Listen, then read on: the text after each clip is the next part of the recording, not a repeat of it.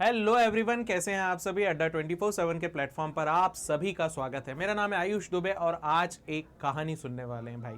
ये जो आपको मेरे पीछे एक चित्र दिखाई दे रहा है, इस चित्र की कहानी, कौन है ये और क्यों आज हम इनके बारे में पढ़ रहे हैं। ये है वर्धमान। आज हम वर्धमान की कहानी पढ़ने वाले हैं। कौन थे भाई वर्धमान इतिहास में? इसके पहले आप जानते हैं कि हमने सिद्धार्थ की कहानी पढ़ी।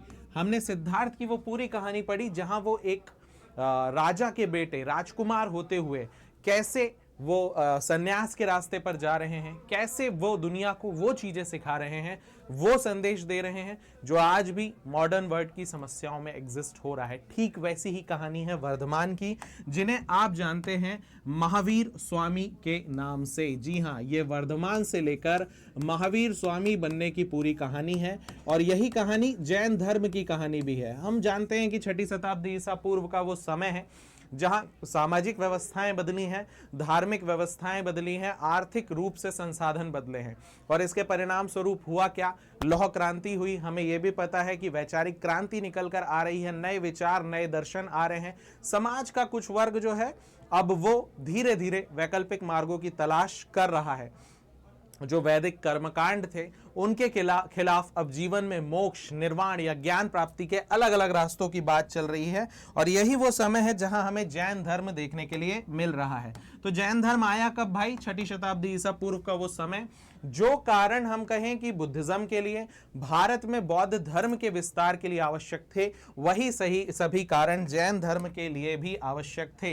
यदि आप सीयूटी पीजी की तैयारी कर रहे हैं तो हमारा अल्टीमेट 2.0 बैच है भाई, जहां हम ज्योग्राफी और हिस्ट्री दोनों पढ़ा रहे हैं।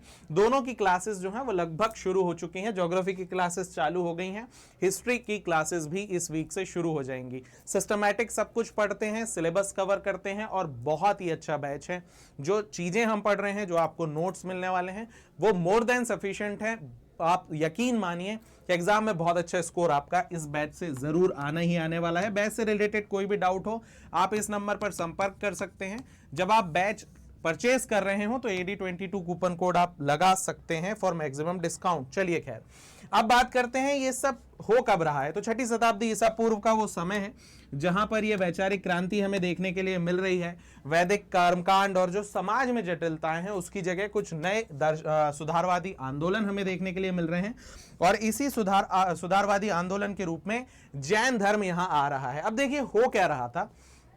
उस समय की जो व्यवस्थाएं हैं, उस समय के जो धार्मिक विचार हैं, वो ये कह रहे हैं कि भाई यदि आप मोक्ष प्राप्त करना चाहते हैं, निर्वाण प्राप्त करना चाहते हैं, ये जो चक्र है ना जीवन मरण का, इससे मुक्ति चाहते हैं, तो उसके लिए आपको ईश्वरीय कृपा पर निर्भर रहना पड़ेगा। और यहां पर जैन धर्म कह रहे हैं कि नहीं भाई, आप ह्यूमन सेल्फ एफर्ट, यही बुद्धिज्म भी कह रहा है कि सेल्फ एफर्ट से भी आप क्या करेंगे, यानी आपके अपने कर्म भी उत्तरदायी हैं, आपके अपने प्रयास भी उत्तरदायी हैं और कहीं ना कहीं यही ज्यादा उत्तरदायी है। आप जो चीजें कर रहे हैं, वैदिक चीजें हैं, कर्मकांड है, वो सब चीजें तो जरूरी है, लेकिन उससे ज्यादा जरूरी व्यक्ति के व्यक्तिगत प्रयास हैं।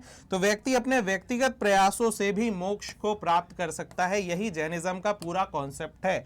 अब देखिए जैनिज्म में हुआ क्या, होता क्या है कि ये बहुत पहले आया है, बुद्धिज्म से भी ये काफी पहले ये आया हुआ है और यहां पर 24 आध्यात्मिक शिक्षक हमें देखने के लिए मिलते हैं। इन 24 आध्यात्मिक शिक्षकों को तीर्थंकर कहते हैं। जो पहले तीर्थंकर हैं वो हैं ऋषभदेव, है ना, जो पहले तीर्थंकर हैं, यही जैन धर्म के संस्थापक हैं। जो 23वें तीर्थंकर है, देखिए जो ऋषभदेव हैं उनका उल्लेख ऋग्वेद में भी मिलता है। तो आप सोचिए कितना पुराना ये, कितना प्राचीन ये धर्म है। 23वें जो तीर्थंकर हैं उनका नाम है पार्श्वनाथ। देखिए कुल 24 तीर्थंकर हैं, जिसमें से जो महत्वपूर्ण है पहले हैं, 19वें हैं, उसके अलावा पार्श्वनाथ महत्वपूर्ण है और जो 24वें तीर्थंकर हुए वो हैं महावीर स्वामी।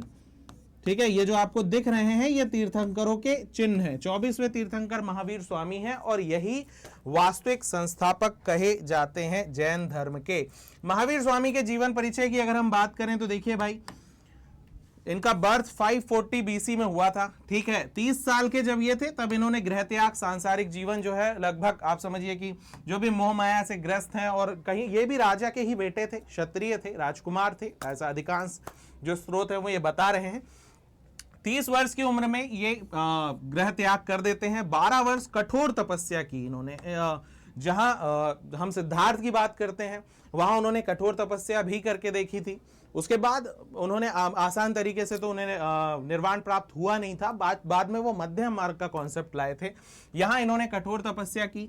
जब ये 42 वर्ष के हैं तब इन्हें कैवल्य की प्राप्ति हुई, है ना, ज्ञान की प्राप्ति हुई। यहाँ जैन साहित्यों में कैवल्य ज्ञान है ना। और जैन साहित्य जो है वो किस भाषा में लिखे गए हैं, तो प्राकृत भाषा में। बुद्धिज्म जब हम पढ़ रहे होते हैं तो वहां पाली भाषा होती है, यहाँ प्राकृत भाषा है।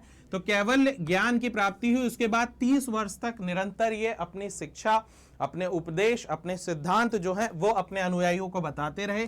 468 बीसी में कहीं ना कहीं ये जो है मतलब इनका जीवन लीला जो है वो समाप्त हो रही है 72 वर्ष की आयु में। ठीक है भाई। अब देखिए पंच महाव्रत क्या है जैन धर्म के, अगर इनके बारे में बात करें तो जो 23वें तीर्थंकर हैं पार्श्वनाथ, उन्होंने 4 व्रत दिए थे।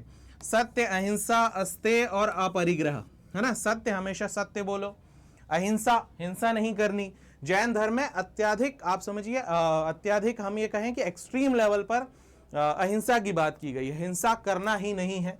अस्तेय का मतलब होता है चोरी नहीं करना है। अपरिग्रह का मतलब होता है केवल उतने ही संसाधनों को हमें अपने लिए क्या करना चाहिए, इकट्ठा करके रखना चाहिए जितने हमें आवश्यकता है। आवश्यकता से अधिक संसाधनों का हमें एकत्रित नहीं करना है। ठीक है।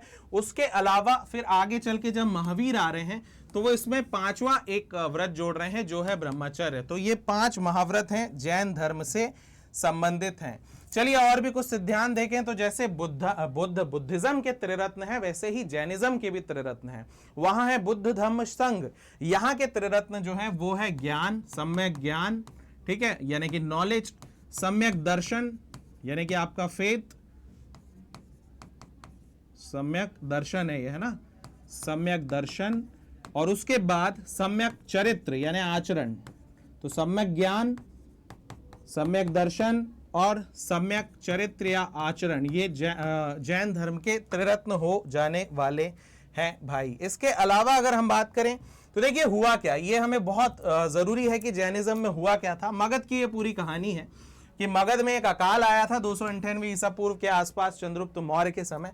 और उस समय चंद्रगुप्त मौर्य जो है एक जैन धर्मगुरु थे, भद्रबाहु, उनके साथ कर्नाटक में श्रवण बेलगोला चला गया था और वहीं पर संथारा संलेखना पद्धति से उसने अपने प्राण त्यागे थे। जब भद्रबाहु वापस आए तो उन्होंने देखा कि यहाँ पर जो अनुयायी थे अब वो कहीं ना कहीं महावीर स्वामी की जो मौलिक शिक्षाएं हैं उनमें कुछ परिवर्तन कर रहे हैं। आगे चल के इसी कारण दोनों गुटों में कुछ विवाद हुआ। एक गुट जो था वो भद्रबाहु के नेतृत्व में था, दूसरा जो गुट था वो स्थूलभद्रा के नेतृत्व में था। और हुआ ये कि जो भद्रबाहु के अनुयायी थे वो दिगंबर कहलाए, जो स्थूलभद्र के अनुयायी थे वो क्या कहलाए, वो श्वेतांबर कहलाए। और जैन धर्म 2 भागों में बढ़ गया। आगे चलकर फिर दिगंबर भी 2 भागों में बढ़ गए, 13पंथी और 20पंथी, और जो श्वेतांबर है वो भी, उसका भी आगे चल के हमें एक और भाग दिखता है जो है स्थानकवासी। तो ये हमें याद रखना है भाई। महावीर स्वामी जो थे उनके 11 प्रमुख शिष्य थे जिन्हें गणधर कहा जाता था। इन 11 गणधर में 10 गणधर जो है उनकी मृत्यु महावीर स्वामी की मृत्यु के पहले हो गई थी। केवल एक गणधर ही जीवित बचे थे जो थे आर्य सुधर्म। आगे चल के आर्य सुधर्म से लेकर भद्रबाहु तक जितने भी जैन धर्मगुरु आने वाले हैं वो इस धर्म की रक्षा कर रहे होते हैं। सारी चीजें जो हैं वो जो साहित्य हैं वो आगे बढ़ रहे होते हैं। 2 संगीतियां हमें जैन धर्म में देखने के लिए मिलती हैं, जैसे बुद्धिज्म में 4 देखने के लिए मिलती हैं। एक पाटलिपुत्र में हुई थी 320 बीसी में, और एक वल्लभी गुजरात में हुई है 512 सीई के आसपास हुई है भाई। जैनिज्म और बुद्धिज्म में हम कहें कि देखिए समान रूप से कौन से विचार हैं, दोनों वेदों का जो पूर्ण अधिकार है उसको खारिज कर रहे हैं। वैदिक कर्मकांड, पशु बलि, है ना, और जातिगत जटिलताओं के बारे में दोनों के जो विचार हैं वो समान है। लेकिन विपरीत कहां है, अंतर कहां है? जैन धर्म कठोर तपस्या की बात कर रहा है, बुद्धिज्म मध्यम मार्ग की बात कर रहा है। जैन धर्म कह रहा है कि आत्मा है, हर चीज में आत्मा है, जबकि बुद्धिज्म कह रहा है कि आत्मा नहीं है, यानी बुद्धिज्म आत्मा के अस्तित्व को नकार रहा है। तो यही मुख्य मुख्य बातें हुई महावीर कैसे वर्धमान की और महावीर की और जैन धर्म से संबंधित महत्वपूर्ण बातें यही हुई भाई। यदि आप CUET PG तैयारी कर रहे हैं तो इस नंबर पर संपर्क करना है। अल्टीमेट 2.0 बैच में मिलना है जहां हम इन चीजों को और भी डिटेल्ड में पढ़ रहे होते हैं। तो मिलते हैं हमारे लाइव बैच में।